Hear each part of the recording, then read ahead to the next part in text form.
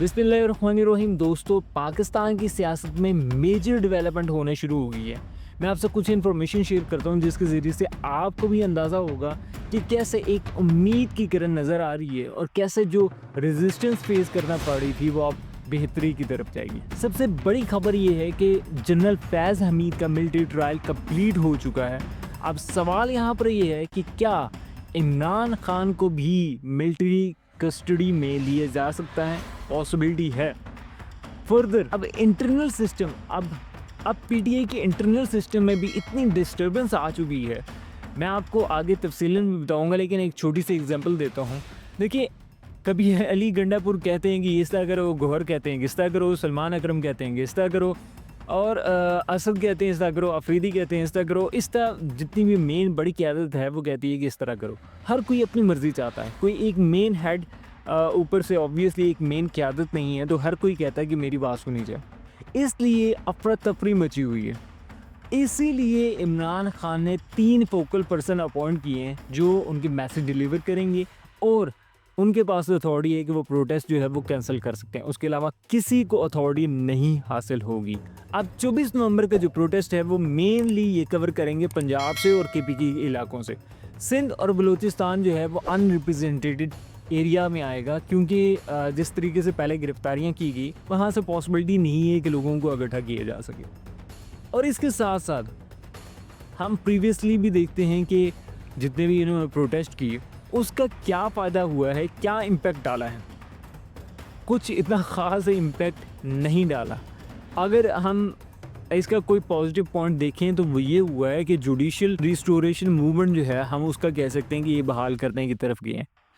अब हम फर्दर भी देखते हैं फिर चैलेंजेस इन्हें जो आ रहे हैं ओवरसीज़ की तरफ से जो इनको सपोर्ट हासिल है, हम उसके हवाले से भी डिटेल से बात करेंगे। लेकिन उससे पहले अब एक बड़ी न्यूज़ ये है कि बुशरा बीबी के हवाले से, जैसे आपको पता ही है कि वो सियासत में आ चुकी हैं, एक्शन ले लिया है। अब मेन उसका इशू क्या था, रीज़न क्या थी उनका सियासत में आने की वजह से, बाकी बैकग्राउंड जो है वो तो ऑब्वियसली है ही है।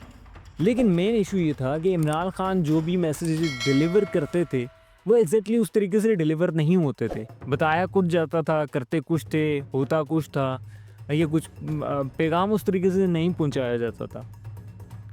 इसलिए बुशरा बीबी आई हैं और उनके डायरेक्ट मैसेजेस क़यादत तक पहुंचाती हैं, आवाम तक पहुंचाती हैं। और इसके साथ साथ एक इम्पॉर्टेंट चीज़ मैं डिस्कस करना चाहूँगा जो अभी ब्रेकिंग न्यूज़ भी है। देखिए, अब कोई भी मीटिंग हो रही होती है, अगर इंटरनल सिस्टम की मीटिंग हो रही है, उस पर प्लस माइनस दोनों पॉइंट्स जो हैं वो डिस्कस किए जाते हैं।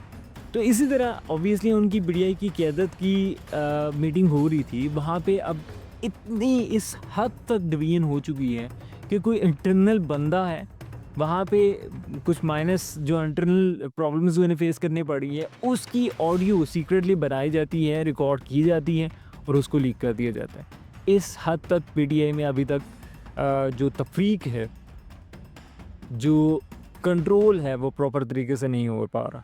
बुशरा बीबी, जैसे हम पहले इमरान खान के हवाले से भी देखते थे कि वो रिलीजियस टच देते थे, इसी तरह बुशरा बीबी ने भी आवाम को अट्रैक्ट करने के लिए रिलीजियस टच दिया है।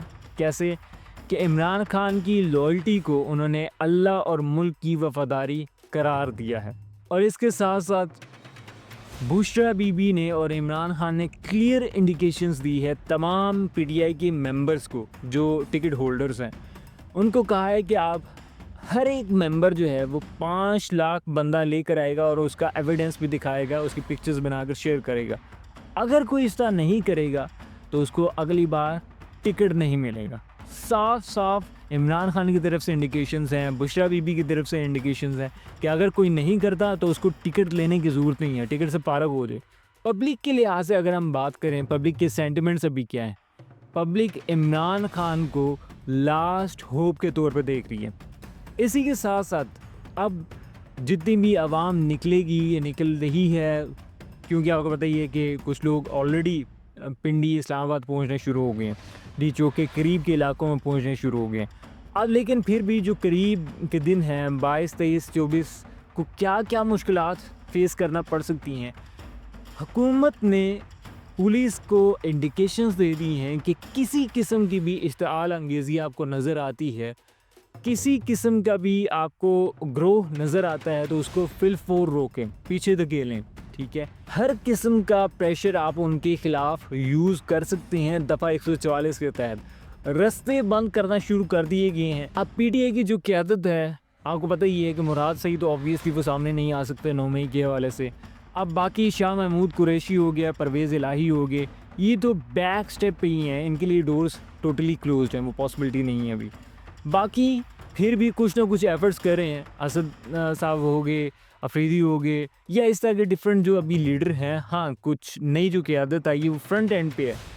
मरवत साहब हो गए, गौहर हो गए, सलमान अकरम राजा हो गए, क्योंकि इनकी मैसेजेस अलीमा ख़ान होंगी, ये सारी क़यादत फ्रंट एंड में मौजूद हैं। इन्होंने मैसेजेस भी रिकॉर्ड करवा दिए हैं कि किसी वक्त इन्हें कुछ नहीं पता कि कब इनको किस हवाले से गिरफ़्तार कर लिया जाए और कौन सा मैसेज इनका लास्ट मैसेज होगा। लेकिन ये सारी चीज़ें एक बड़ा सवाल छोड़ी जा रही हैं और हुकूमत पे वो सवाल उठ रहा है कि क्यों आप इतना प्रेशर बना रहे हो? जो फ्रीडम ऑफ स्पीच है, फ्रीडम ऑफ मूवमेंट है, आप उस पर पाबंदी लगा रहे हो। और ऐसा क्यों कर रहे हो? ताकि आप जो कर रहे हो, आपके खिलाफ कोई आवाज़ ना उठा सके। मिलते हैं अगली वीडियो में, तब तक के लिए अल्लाह हाफ़िज़।